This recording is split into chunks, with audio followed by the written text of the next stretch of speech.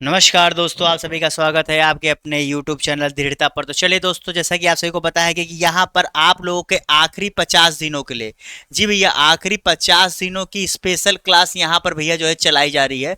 जहाँ पर यहाँ पर तो आप प्रैक्टिस सेट देख ही रहे हैं, साथ ही साथ इसके अलावा जो सब्जेक्टिव क्लासेज हैं वो भी आपके लिए यहाँ चलाई जाएगी। बहुत जल्द आप लोग की पॉलिटी की मैराथन क्लास होने वाली है, जहाँ एक दिन में हम कम से कम जो है लगभग 30 से 40% एक क्लास में हम लोग खत्म करेंगे। ठीक है। उसके बाद ऐसे ही करके 2-3 क्लास में आपका पॉलिटी खत्म हो जाएगा। ऑलरेडी मैंने करीब करीब 30 से 40% हिस्सा आपका पॉलिटी खत्म किया हुआ है, वो आप पॉलिटी की प्लेलिस्ट में जाकर देख सकते हैं। इसके बाद जो मैं क्लास लेने वाला हूं उसमें मैं आपका करीब से कम 30 से 40% वहां, तो 70 से 80% आपका पॉलिटी इस मतलब जो है इस क्लास के बाद खत्म हो जाएगा। उसके बाद जो आपका 20 से 30% हिस्सा बचेगा वो भी आपके एक क्लास अधिकतम एक क्लास में खत्म हो जाएगा। फिर उसके बाद हम इतिहास की तरफ बढ़ेंगे। तो भैया जो 50 दिनों की स्पेशल तैयारी में कराने वाला हूं, यहां पर मैं स्पेशल रिवीजन पर फोकस करने वाला हूं, क्योंकि जितना पढ़ना था आप लोग पढ़ लिए। जी भैया, अब देखो आप लोग पढ़ लियो, अब आप लोग का समय आ गया है रिवीजन का। ठीक है, तो रिवीजन स्पेशल क्लासेज में लेकर के आ रहा हूं, तो उसके लिए फटाफट आप लोग जो है मेरे चैनल को सब्सक्राइब कर लीजिए। फ्री में भैया सब कुछ मिलने वाला है, पूरे जीके जीएस की तैयारी, करंट अफेयर्स की तैयारी, सीसेट की तैयारी, सब कुछ आप लोग को वहां पर मिलेगी। ठीक है, तो चलिए दोस्तों आज की क्लास को शुरू करते हैं और देखते हैं क्या है आज के पहले प्रश्न में। और साथ ही साथ भैया, चाहे 70वीं बीपीएससी देने जा रहे हो, चाहे यूपीपीसीएस, चाहे आरओ एग्जाम, कोई भी एग्जाम देने जा रहे हो, सबके लिए नंबर 1 क्लास होने वाली है। ठीक है, नहीं विश्वास हो तो पेपर बाद बताना। चलो पहला प्रश्न क्या है बताइए, यहां पर पहला प्रश्न क्या है आप लोग से बताइए, इसका सही जवाब क्या होगा। चलिए भैया, पहला प्रश्न क्या है, निम्नलिखित कथनों पर विचार कीजिए और यहां पर आपके सामने 4 कथन दिए गए हैं, बताइए इनमें से कौन सा सत्य है। इन 4 कथनों में बताइए कौन सा सत्य है। चलिए जवाब दीजिए। बहुत ही बेसिक सा प्रश्न। और देखो भैया, इसी करंट अफेयर्स की क्लास में मैंने आप लोग को 2024-25 का करंट बजट ऑलरेडी बहुत अच्छे से समझा दिया। ठीक है, अगर आप लोग नहीं समझे हो तो मैं कुछ नहीं कर सकता, बाकी मैंने अपने तरफ की सारी चीजें जो हैं कर दी हैं। तो चलिए बताइए, 2023-24 भारत का पहला पेपरलेस बजट है। इसके अंतर्गत केंद्रीय बजट का प्रावधान किया गया है, ये प्रथम गवर्नर थे और इसके अंतर्गत ये 56% करोड़ जो है रुपए दिया गया। तो भैया अगर आप लोगों ने इसका सही जवाब यहाँ पर क्या दिया है, बी, केवल 2 और 3। देखिए भैया 2023-24 नहीं भैया, जबकि आपका जो 2021 का बजट था, कौन सा भैया, जो 2021 का बजट आया था वो आपका पहला पेपरलेस बजट था। ठीक है, उसके बाद से पेपरलेस बजट आते हैं। उसके बाद जो यहाँ पर प्रधानमंत्री आवास योजना में बात की, 56% नहीं बल्कि 66%, कितना, 66% जो है यहां पर बढ़ोतरी की बात जो है की गई है। ठीक है, जो 2023-24 का बजट था, तो बजट में मैंने वहां पर बहुत सी चीजों को, जो बहुत ही हाईलाइटेड पॉइंट्स थे, उनको वहां पर क्लियर किया हुआ है। और ये 79,000 करोड़ था। ठीक है, 79,000 करोड़ की यहां पर बात हुई थी। ठीक है, हजार होगा ना कि 7 लाख हो जाएगा तब तो। ठीक है, समझ गए। तो देखो कितना आसान सा प्रश्न था, बहुत ही फैक्चुअल। ऐसे ही प्रश्न आपको देखने को मिलेंगे। अगर आपको लगता है कि सर ये प्रश्न इजी है, तो माय डियर तुम्हारी तैयारी अच्छी चल रही है।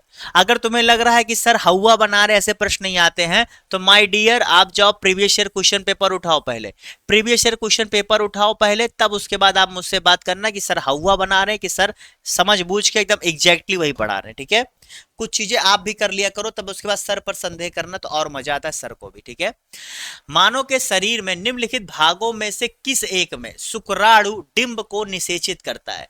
यानी कि देखो भैया, शुक्राणु डिंब का मतलब क्या है, बेसिकली फर्टिलाइजेशन की बात कर रहा है। ठीक है, फर्टिलाइजेशन की बात कर रहा है, तो बताओ बॉडी के किस पार्ट में जो है ये होता है। बहुत ही आसान सा प्रश्न है, बताइए।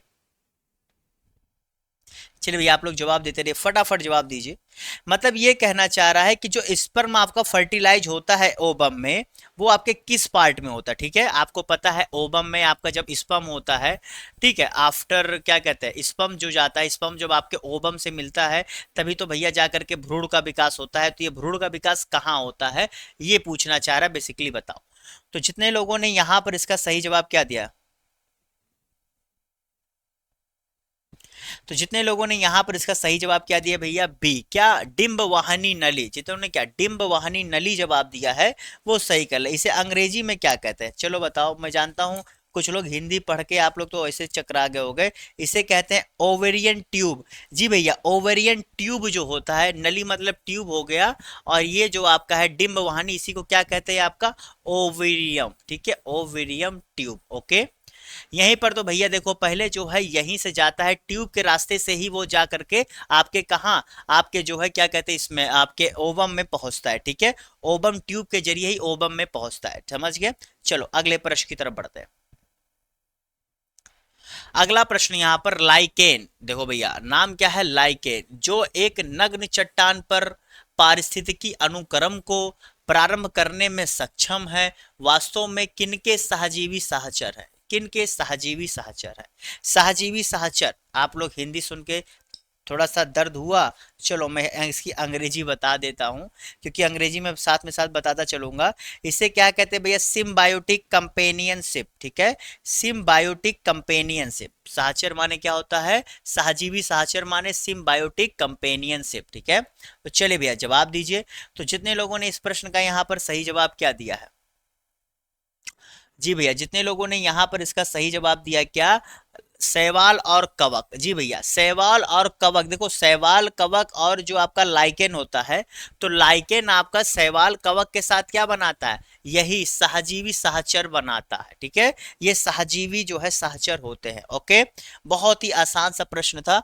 देखो आपसे इकोलॉजी, इको इन्वायरमेंट के बारे में जब इन्वायरमेंट से संबंधित प्रश्न पूछता है ना, तो आप लोग पता है अगर क्लास 10th की जो है, ठीक है, क्लास 10th की अगर आप लोग की जो बुक आती है, ठीक है, क्लास 10th की बुक, वो या फिर जो है बहुत बेसिक नोट्स जो होते हैं उनको अगर पढ़ ले तो वहां से सारे प्रश्न आपके हो जाएंगे, अगर अभी भी आपको दिक्कत लग रही। ठीक है, चलो निम्नलिखित में से कौन से सही है बताओ? विषाणु संक्रमित कर सकते हैं, जो विषाणु होते हैं वो संक्रमित कर सकते हैं। पहला, दूसरा, तीसरा, बताइए किन्हें संक्रमित कर सकते हैं? जवाब दीजिए। विषाणु को अंग्रेजी में क्या कहते हैं भैया? वायरसेज। तो वायरसेज किसे किसे कर सकते हैं बताइए? देखो भैया वायरस जो शब्द है वो सबसे पहले आपके जो है वेजेरिंग जी ने दिया था 1898 में। ठीक है, जो मार्टिनस वेजेरिंग जी थे, वेंजरिंग, ठीक है, वेंजरिंग, उन्होंने ये वायरस शब्द पहले बार दिया था। तो इसका सही जवाब क्या है? तीनों। जी भैया, तुमने कहा तीनों जवाब दिया और सही कर ले। दरअसल जो आपका वायरस है वो हर तरह के इन्वायरमेंट में, हर तरह के इकोसिस्टम में पाया जाता है, और किसी भी तरह की लाइफ फॉर्म को, जी भैया, किसी भी तरह की लाइफ फॉर्म को ये क्या कर सकते हैं, यानी कि जीवन को ये क्या कर सकते हैं? इन्फेक्ट कर सकते हैं, यानी क्या, उन्हें जो है इन्फेक्शन उसमें डाल सकते हैं। ओके, और ये हर तरह के इकोसिस्टम इन्वायरमेंट में ये पाए जाते हैं। Okay, clear? चलो भैया, अगर क्लास अच्छी लग गई हो ना आप तक तो फटाफट सब्सक्राइब कर दो। और भैया रोज सुबह 10 बजे तो आप लोग की ये क्लास देखने को मिल ही रही है, जो प्रैक्टिस क्लास है, इसे भैया कहूंगा जरूर जरूर देखो। और शाम को 4 बजे यहाँ पर भैया आप लोग के लिए बहुत ही इंपॉर्टेंट क्लास चलती है, देखिए बाकी समय पढ़ने पर तीसरी क्लास भी चलाई जाएगी। पहले इन 2 क्लासेस से देखेंगे हम लोग कितना नजदीक पहुंच रहे हैं। जब 10-15 दिन में लगेगा कि नहीं नहीं पहुंच पाएंगे, तो अंतिम जो 30 उस दिन होगा उसमें 3-3 क्लास चला देंगे। कुल मिला के हमें 50 दिनों का जो लक्ष्य है उसमें पूरा करना है। ठीक है, समझ के? तो कल से चालू हो चुका है, आज दूसरा दिन है, तो हम लोग इसको शुरुआत कर चुके हैं। ठीक है, निम्नलिखित कथनों पर विचार कीजिए। पारितंत्र में भौतिक तत्व, जिसे क्या कहते हैं? अजैविक। पारितंत्र में जैविक तत्व शामिल होते हैं, तो कूट की सहायता से सही उत्तर का चुनाव कीजिए। बताइए क्या क्या सम्मिलित होते हैं? केवल एक, केवल दो, एक तथा दो, दोनों, या फिर इनमें से कोई नहीं? चलिए जवाब दीजिए, बताइए इसका सही जवाब क्या होगा? तो जितने लोगों ने यहाँ पर इस प्रश्न का सही जवाब क्या दिया, बहुत ही आसान सा प्रश्न था। देखो भैया, जो आपका पारितंत्र यानी कि इकोसिस्टम होता है, इकोसिस्टम वर्ड को पहली बार किसने दिया था? तो ए जी टांसले जी ने, बहुत बार पूछा जाता है। 1935 में ए जी टांसले जी ने जो है इस जो क्या कहते हैं इस वर्ड को जो है कॉइंड किया था, मतलब इसे कहा था। और यहाँ जितने लोगों ने क्या ए और बी दोनों जवाब दिया और सही कर ले। देखिए जो आपका इकोसिस्टम में क्या होता है, इकोसिस्टम में हम क्या पढ़ते हैं? जैविक का अजैविक से परस्पर संबंध, परस्पर क्रिया, परस्पर एक क्या कहते हैं, जो भी संबंध होते हैं उनका अध्ययन ही आपका क्या इकोसिस्टम कहलाता है। ठीक है, तो यहां पर जैविक तथा अजैविक दोनों शामिल होते हैं। क्लियर? समझ गए? चलो अगले प्रश्न की तरफ बढ़ते हैं। निम्नलिखित में से कौन सा ऐसे पौधे हैं जो प्रकाश संश्लेषण, जी भैया फोटोसिंथेसिस की क्रिया को संपादित नहीं करते हैं? बहुत ही अच्छा प्रश्न, बताइए नहीं करते हैं, बताइए कौन सा है? तो एक चीज तो जान लो, जो अगर प्रकाश संश्लेषण की क्रिया को खुद नहीं करते हैं, यानी कि वो दूसरों पर जीवित रहते होंगे, यानी कि वो दूसरों पर जीवित रहते होंगे और दूसरों का भोजन खुद खाते होंगे। एक चीज तो यहां से क्लियर हो गया, इतना बहुत ही बेसिक पॉइंट है, आपका दिमाग में क्लियर हो गया होगा। ऐसे लोगों को क्या कहते हैं? ऐसे लोग भैया आपका पैरासाइट होते हैं। क्या होते हैं? पैरासाइट होते हैं। पैरासाइट क्या होते हैं? जो अपने होस्ट पर क्या होते हैं, अपने होस्ट के अंदर या अपने होस्ट के मतलब जो है उस पर उनके अंदर या उसके जीवित रहते हैं और ये उन्हीं को नुकसान पहुंचाते हैं, इन्हीं को नुकसान पहुंचा के अपनी जीवन को क्या करते हैं? चलाते हैं। तो जितने लोगों ने इसका क्या जवाब दिया? ये उपरोक्त तो सभी। जी भैया, ये जितने देख रहे हो ये खुद नहीं बनाते हैं। ये फफूदी क्या होती है? फफूदी किसी चीज पर लगती है ना, तो ये लगने के बाद क्या करती है? उस पर जो है क्या करती है? उससे अपना चीज क्या जो जरूरत है अवशोषित करती है और उस चीज को खराब कर देती है। अभी ये आर्किड, मशरूम, फफूद, मशरूम देखो कि आजकल खाने में कहा जाता है बहुत अच्छी चीज ये है, लेकिन इसका जो पूरा साइकिल होता है इसके आसपास जाओगे तो बहुत कोई अच्छी खुशबू नहीं आएगी। ठीक है, चलो। और ये जब भी देखोगे ना तो किसी चीज के ऊपर ये फफूद आपको क्या मशरूम मिलेगा। ठीक है, आजकल तो इसकी बहुत बड़े पैमाने पे खेती होने लगी है। ठीक है, एंट्रोपी को संदर्भित किया जाता है जल प्रदूषण। बहुत ही अच्छा प्रश्न है, बताइए यार। ये सब पता है, क्लास मेरे ख्याल से 11th में शायद ये पढ़ोगे, 10th में मैं नहीं कह सकता, 11th में शायद पढ़ोगे। थर्मोडाइप जो जो अच्छी पढ़ाई के थर्मोडायनेमिक्स में ये सब चीजें पढ़ाई जाती हैं। बताओ, बेसिकली एंट्रोपी कुछ है नहीं, एंट्रोपी है ये आपका सी जवाब है कि ऊर्जा का एक स्वरूप से दूसरे स्वरूप में जब परिवर्तन होता है तो उसके दौरान जो खोई ऊर्जा है उसी को एंट्रोपी कहते हैं। अब बेसिकली देखो, जैसे तुम घर में तो सबके खाना बनता होगा, खाना बनने के लिए रसोई गैस होगा। रसोई गैस को क्या करते हो तुम लोग? जब रसोई गैस को तुम लोग चूल्हे पे जब कुकर से आवाज सीटी या कुकर कुछ भी पकाते हो तो जो गैस निकलती है उससे तुम्हारा खाना बन रहा है, यानी एक ऊर्जा से दूसरी ऊर्जा में परिवर्तन हो रहा है। लेकिन क्या हो रहा है? सारी जो उष्मा निकल रही हो तो आपको यूज नहीं कर पाओगे, कहीं ना कहीं वो वातावरण को गर्म करेगी, कहीं ना कहीं वो लॉस हो रहा है। तो ये जो लॉस होता है, जो ये पूरी चीज को एंट्रोपी कहते हैं। ठीक है, बदलने के दौरान जो खोई गई ऊर्जा है उसे एंट्रोपी कहते हैं। ठीक है, इसे एंट्रोपी लॉस भी ऐसे जो है, अब वो तो अलग चीज होगी, अब उतना नहीं जाऊंगा मैं, वरना क्योंकि पूछेगा ही नहीं। मेन दिक्कत क्या है? पूछेगा नहीं। अब पीएचडी मत करो यार, मैंने बार बार कहा पढ़ाई को ऐसे पढ़ो कि पीएचडी मत करो। पीएचडी करोगे केवल किताबों का जखीरा बना लोगे, तैयारी को 4 साल 5 साल कर दोगे और अंत में जो है एक दिन रिजल्ट जब तुम्हें सिलेक्शन मिलेगा भी तो तुम देखोगे कि जो अच्छे से केवल ग्रेजुएशन लेवल की पढ़ाई कर करके वहां तुम्हारे सामने खड़ा था वो जो है क्या, वो तुमसे जल्दी और कम समय में जो है क्या सिलेक्शन पा लिया। तो पीएचडी मत करो, don't do PhD. 12th level पर ध्यान दो ज्यादा और ग्रेजुएशन लेवल पर 20 से 30% ध्यान दो, बस इतनी तैयारी करो। 12th लेवल पर 70 से 80% ध्यान दो। ठीक है, बस इतना जान के चलो तुम्हारी सिलेक्शन कंफर्म है। करके देखो एक बार, ना विश्वास हो करके देखो।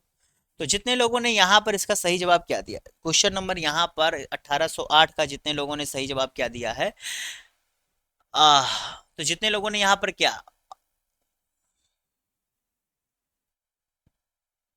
जितने लोगों ने यहां पर इसका सही जवाब ए दिया है, बहुत ही आसान सा प्रश्न था।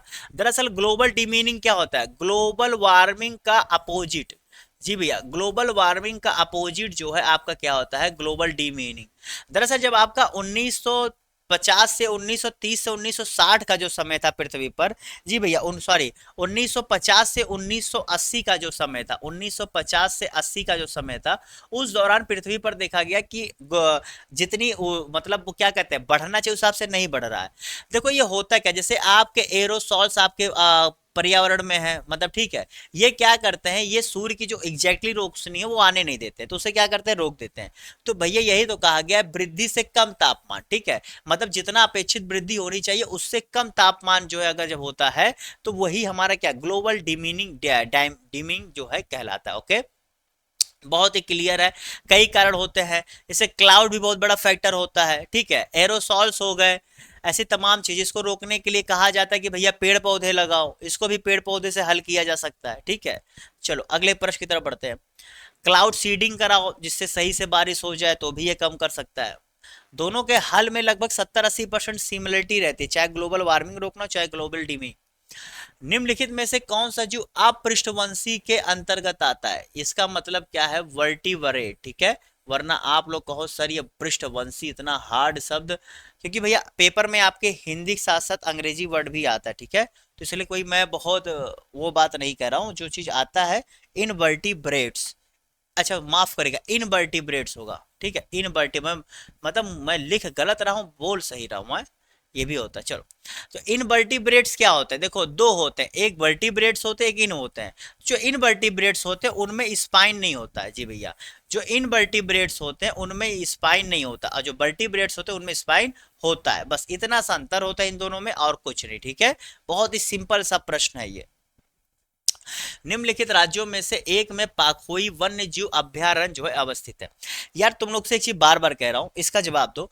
पॉलिटी की जो मैंने प्लेलिस्ट बनाई हुई ना माय डियर, जा करके उसे देख लो यार। अगर देखो, क्योंकि मैं क्यों कह रहा हूं, मैंने इस बार देखा जो 2023 का यहाँ पर आरओ परीक्षा आया था, उसमें पॉलिटी से बहुत अच्छे खासे प्रश्न थे। तभी इसलिए मैंने स्टार्टिंग में ही पॉलिटी पर फोकस किया। उसकी मैंने प्लेलिस्ट बनाई हुई, आप प्लेलिस्ट सेक्शन में जाके देख सकते हैं। और मैंने उसको अनुच्छेद 1 से पढ़ाना चालू किया, और वैसा पढ़ाना हो मतलब उसमें आपका लक्ष्मीकांत, पूर्वालोकन सब तैयार हो रहा, और ऐसे ऐसे क्वेश्चंस जो लल्लन टॉप टू द पॉइंट, एक एक प्रश्न इतना इंपॉर्टेंट, आप पढ़ कर देखो। ठीक है, आप उसकी जो क्लासेज अगर पढ़ लोगे एक बार, तो आपको बाजार में कोई भी टेस्ट सीरीज लेने की जरूरत नहीं पड़ेगी। इतना कह रहा हूं ना, कोई तुम्हें क्लासेज लेने की जरूरत पड़ेगी। मेरी क्लास को पढ़ लो, अच्छे समझ लो, जो बुक है उसे एक बार पढ़ लो, you will be very fine at that subject, marks my word. ठीक है, लिख के ले लो, क्योंकि ऐसे नहीं बोल रहा हूं, मेहनत किया है। आप पढ़ोगे तो आपको समझ में आएगा। एक एक चीजों को मैंने एक्सप्लेन करने की कोशिश की है। मूल अधिकार को 2 पार्ट में मैंने खत्म किया है, और उन दोनों पार्ट में मैंने बहुत डिटेल में एक एक चीज को बताई है, जो आपके सिलेबस के हिसाब से, आपके प्रीवियस ईयर क्वेश्चन पेपर के हिसाब से है। तो जो भी क्लासेज आप उसको देखो, फिर आप खुद समझोगे। तो जितने लोगों ने यहां पर इसका सही जवाब क्या दिया भैया, अरुणाचल प्रदेश, जितनों ने क्या यहां पर अरुणाचल प्रदेश जवाब दिया है वो सही कर ले। ठीक है, देखो इसे पहले पक्के, दरअसल इसे जो है पहले पक्के के नाम से भी जानते थे, अब इसे जो है इस नाम PAKKE। दरअसल ये जो है आपका 2001 में जो है आपका ये वन्य जीव सब था। उसके बाद में ये जो है टाइगर रिजर्व भी यहाँ पर बना दिया गया। ठीक है, तो 2001 में इसे जो है वन्य जीव अभ्यारण्य घोषित किया गया था। यहाँ पर जो हॉर्नबिल स्पेसीज है, यहाँ की खासियत पता है क्या है? जो हॉर्नबिल स्पेसीज है वो जो है यहाँ की खासियत है इस वन्य जीव अभ्यारण्य की। ठीक है, क्लियर। चलो अगले प्रश्न की तरफ बढ़ते हैं। चलिए बताइए, संकट पूर्ण वन्य जीव अभ्यारण्य का आधिकारिक निर्णय वन एवं मंत्रालय होता है पहले। चलो बहुत ही अच्छा प्रश्न है, बताओ। ये अच्छा प्रश्न है, ये मैं कहूंगा गुड क्वेश्चन। ठीक है, क्योंकि अगर ऐसे क्वेश्चंस तुम कर ले जा रहे हो तो जान के चलो यानी कि तुम तैयार हो। ठीक है, पहला कथन दूसरा कथन दिया है, आपको सत्य का जवाब देना है। बताओ, बहुत ही अच्छे प्रश्न है, बताइए इसका सही जवाब क्या होगा। तो जितने लोगों ने यहां पर इसका सही जवाब क्या दिया, जितने लोगों ने यहां पर इसका सही जवाब क्या दिया है, केवल 2। देखो भैया ये गलत है, ये आपका जो है पर्यावरण मंत्रालय द्वारा नहीं होता है। जबकि जो आपका यहाँ पर ये निर्णय होता है, ये कम जो क्या नाम है, जनजातीय मंत्रालयों का निर्णय होता है। कौन से? कि विशेष रूप से कमजोर के लिए जनजातीय मंत्रालयों का होता है। अब बैगा जो आप देख रहे हो, ये बैगा जो है आपके ज्यादातर मध्य प्रदेश में पाए जाते हैं। उसके बाद छत्तीसगढ़, आपके फिर उड़ीसा, फिर आपके उत्तर प्रदेश, पश्चिम बंगाल में, लेकिन मेनली तौर पर ये MP में पाए जाते हैं। और ये बहुत ज्यादा PVTG एक ग्रुप होता है। ठीक है, जो बहुत ज्यादा जो है पिछड़े होते हैं, ये स्पेशली रखा गया है जिससे इनमें विकास किया जा सके, इनके अधिकारों को रक्षा किया जा सके। एक अलग से ग्रुप ये जो है जनजातीय मंत्रालयों के मंत्री द्वारा जो है बनाया जाता है। ठीक है, चलो भैया अगले प्रश्न की तरफ बढ़ते हैं, बताइए इसका सही जवाब क्या होगा। चलिए बताइए भैया इसका सही जवाब क्या होगा। निम्नलिखित कथनों में से कौन सा कार्बन निषेचन, इसे क्या कहते हैं, कार्बन फर्टिलाइजेशन को सर्वोत्तम वर्णित करता है। चलिए बताइए, सर्वोत्तम वर्णित करता है, यहाँ पर प्रश्न पूछ रहा है, बताइए इसका सही जवाब क्या होगा।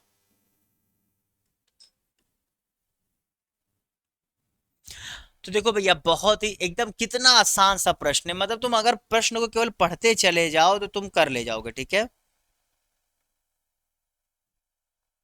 तो जितने उन्होंने क्या ए जवाब दिया, क्या वायुमंडल में कार्बन डाइऑक्साइड की बढ़ती हुई सांद्रता के कारण बढ़ी हुई पादप वृद्धि। जी भैया, यानी कि जब वहां पर कार्बन डाइऑक्साइड की मात्रा जब बढ़ जाती है, ठीक है, तो उससे एंथ्रोपोजेनिक उत्सर्जन कारण पौधों के विकास में मदद मिलती है, जो प्रकाश संश्लेषण क्रिया के लिए CO2 का प्रयोग करते हैं।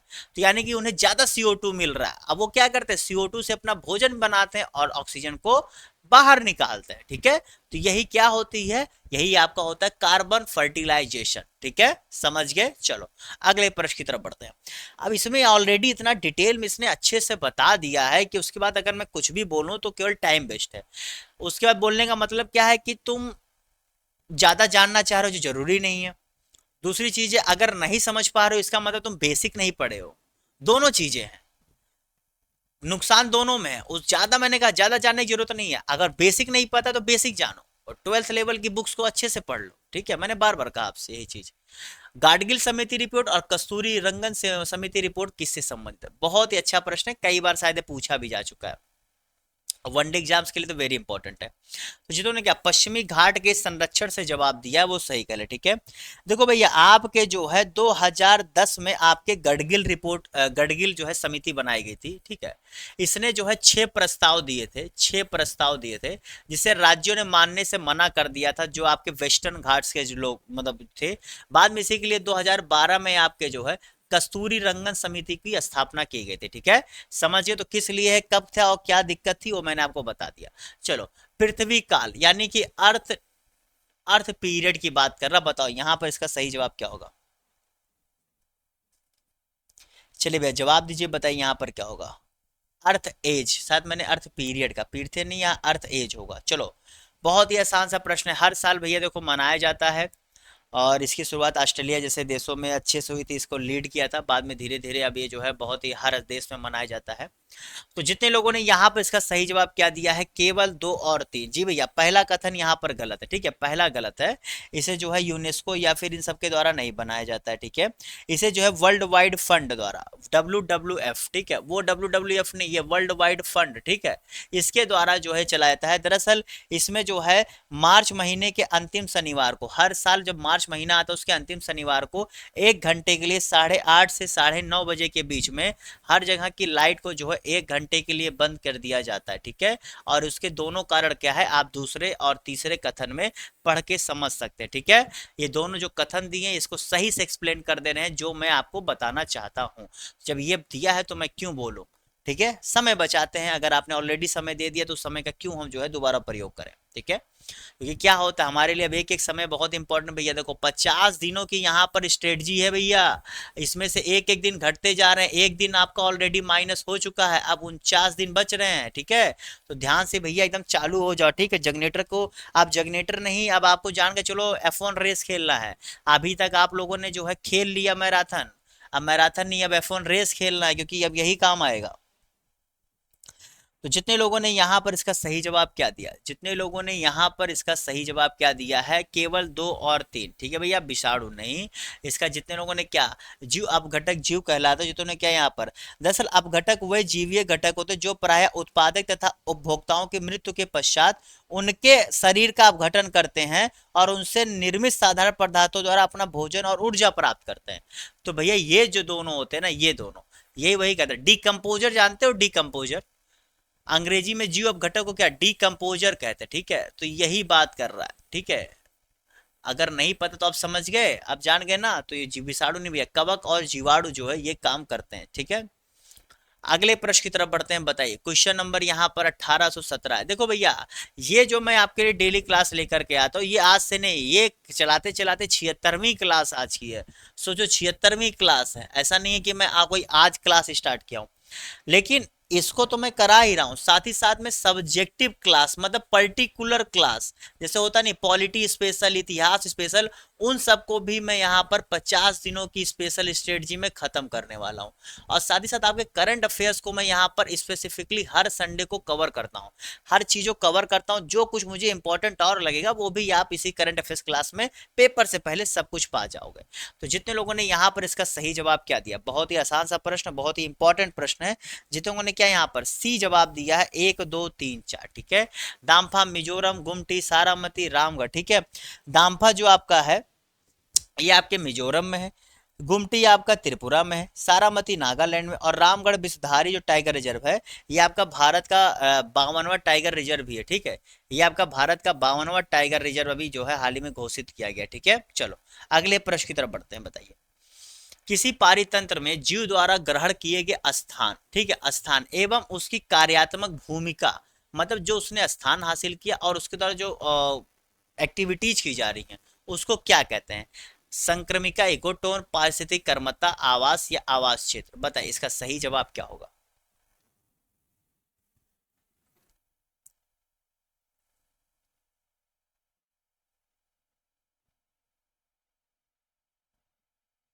तो जितने लोगों ने यहाँ पर क्या जवाब दिया, पारिस्थितिकी कर्मठता, यानी क्या है, इकोसिस्टम इफिशियंसी, ठीक है, इकोलॉजिकल इफिशियंसी यहाँ पर होगा, ये इसका सही जवाब होगा। ठीक है, आप लोग जानते हो ना निके क्या होता है, जिसे आप लोग ये अंग्रेजी में निसे पढ़, बहुत लोग निके, इसे जो है निके पढ़ा जाता है, कुछ लोग निके पढ़ते हैं, कुछ लोग निकेत पढ़ते हैं। ठीक है, ये बेसिकली क्या होता है, इसी के द्वारा हम ये देखते हैं कि जो विभिन्न प्रकार की जातियां होती हैं, उपजातियां होती हैं, उनकी स्थानीय वितरण को जो है हम उन्हीं की निके द्वारा हम जो है उसे अच्छे से समझा पाते हैं। ठीक है, ओके। जैसे होता क्या है कि जैसे ये माना जाता है कि ये अफ्रीकन है, तो हम किस प्रकार बता पाते, क्योंकि अफ्रीकन कॉन्टिनेंट से वो वहां पर अपना विकास किए हैं। हम इंडियन है क्योंकि हम इंडियन सब कॉन्टिनेंट, तो उनके रहने के आधार पर हम उनको सही से निरूपित कर पाते। ठीक है, इसको जो है सर्वप्रथम ग्रीनेल्स ने जो है इसके बारे में बताया था। ठीक है, समझ गए, ये उनके रहने के बारे में अच्छे से एक्सप्लेन करता है। चलो 2011 की जनगणना के अनुसार पूछ रहा है सबसे कम आबादी वाला राज्य कौन सा है, बताओ। यहां पर बताओ, राज्य की बात कर रहा है, ध्यान से देखना, राज्य की बात करता है कि केंद्र शासित प्रदेश की बात करता है, इसको बहुत ध्यान समझना।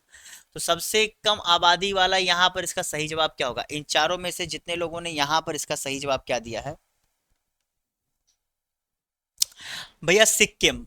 यहाँ की कुल आबादी ही 6.11 लाख है, और यहीं पर भैया आज के 2-3 साल पहले जो है प्रत्येक घर में जो है रोजगार देने का राइट टू एम्प्लॉयमेंट बिल भी यहीं पास हुआ है। उसके बाद दूसरे नंबर पर उस जनगणना के अनुसार कौन सा है, तो वो है आपका कौन सा भैया, मिजोरम है। ठीक है, मिजोरम दूसरा सबसे छोटा आबादी वाला राज्य है। ओके, चलो अगले प्रश्न की तरफ बढ़ते हैं, वो भी 7-8 लाख के आसपास ही है। चलो भैया आज का आखिरी प्रश्न है, बताइए इसका जवाब दीजिए। और हाँ, क्लास को जाने से पहले अगर क्लास अच्छी लगी हो तो सब्सक्राइब कर दीजिए, साथ ही साथ अगर आपने अभी तक लाइक नहीं किया लाइक कर दीजिए, और हाँ अपने दोस्तों के साथ शेयर करना मत भूलो भैया, तुम लोग शेयर नहीं करते हो, बड़ी दिक्कत है, शेयर जरूर से जरूर कर दिया करो, क्योंकि जब तक शेयर नहीं करोगे तब तक बात नहीं बनने वाली। शेयर करना बहुत जरूरी होता है, क्योंकि जब इतनी मेहनत की जा रही है तो आपको शेयर करना, शेयर में ना आपका रुपये रहता है। देखो भैया फ्री में सारी चीजें देने वाला हूँ, सारी चीजें 1 to all फ्री में, 50 दिन की स्पेशल स्ट्रेटजी दे रहा हूं। तब भी अगर आप लोग लाइक नहीं कर रहे हो, कमेंट नहीं कर रहे हो, सब्सक्राइब नहीं कर रहे हो, शेयर नहीं कर रहे हो, तो बताओ मुझे कितना दुख होगा कि मैं आपके लिए इतना भरसक प्रयास करूं, आप लोग एक छोटी सी चीज नहीं कर रहे हो, मतलब जिसमें आपको ना एक्स्ट्रा समय देना है ना कुछ देना। ठीक है, तो जितने लोगों ने आज के आखिरी प्रश्न का सही जवाब यहां पर क्या दिया भैया, सबसे छोटा केंद्र शासित प्रदेश कौन सा है, तो सबसे बड़ा आपका लद्दाख है, और सबसे छोटा आपका कौन सा है भैया, यहां पर आपका दमन दीव है। ठीक है,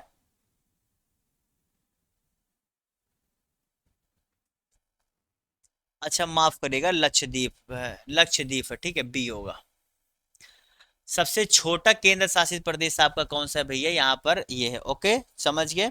और क्षेत्रफल के अगर देखो राज्य की बात करता तो राज्य में गोवा है, राज्य में आपका गोवा है। ठीक है, लेकिन केंद्र शासित में लक्षद्वीप सबसे छोटा है, और सबसे बड़ा आपका लद्दाख है। ठीक है, तो उम्मीद करता हूँ क्लास अच्छी लगी है, तो अच्छी लगी लाइक कर दीजिए, कमेंट करके बताइए क्लास कैसी लगी। और अगर आपको किसी को इस क्लास की पीडीएफ चाहिए तो हाँ, जाते जाते ये मेरा व्हाट्सएप नंबर है, जो मेरे चैनल का ऑथराइज नंबर है, यहाँ पर आप मुझे जो है हाय सर लिख के भेजेंगे, और पीडीएफ खाली इतना लिखेंगे तो इसकी पीडीएफ आपको वहाँ पर मिल जाया करेगी। ठीक है, क्योंकि ऐसे में तो किसी को जानता हूँ नहीं, टेलीग्राम से थोड़ा मैंने शुरू से नहीं बनाया हुआ है, आज से नहीं, तो इसलिए वहाँ पर थोड़ी सी दिक्कत है। और बाकी काफ़ी बातें भी चली, इसलिए वहाँ पर है भी, तो इसलिए नहीं, आपको पीडीएफ चाहिए तो आप वहाँ से प्राप्त कर सकते हैं। ठीक है, ओके। तो चलो भैया इसी साथ इस क्लास को यहीं समाप्त करते हैं, फिर मिलेंगे कल सुबह 10 बजे, और बाकी शाम को 4 बजे भी आप लोगों की क्लास आ रही है। देखिए भैया 50 दिन जुट जाइए, तन मन से जुट जाइए, धन तो आपका खर्चा हो ही रहा है, और आपको इस धन को अगर घर वालों को वापस देना है तो लग जाइए। 50 दिनों की स्ट्रेटजी के बाद फिर मेंस के लिए मिलेंगे, लेकिन पहले इधर अक्टूबर में आप लोग का जो यहाँ पर पेपर होने वाला है उसके लिए लग जाइए। बाकी फिर मिलते, तब तक के लिए good bye, have a good day, bye bye, tata, see you. ठीक है, और लाइक और सब्सक्राइब जरूर करना मेरे इस चैनल को।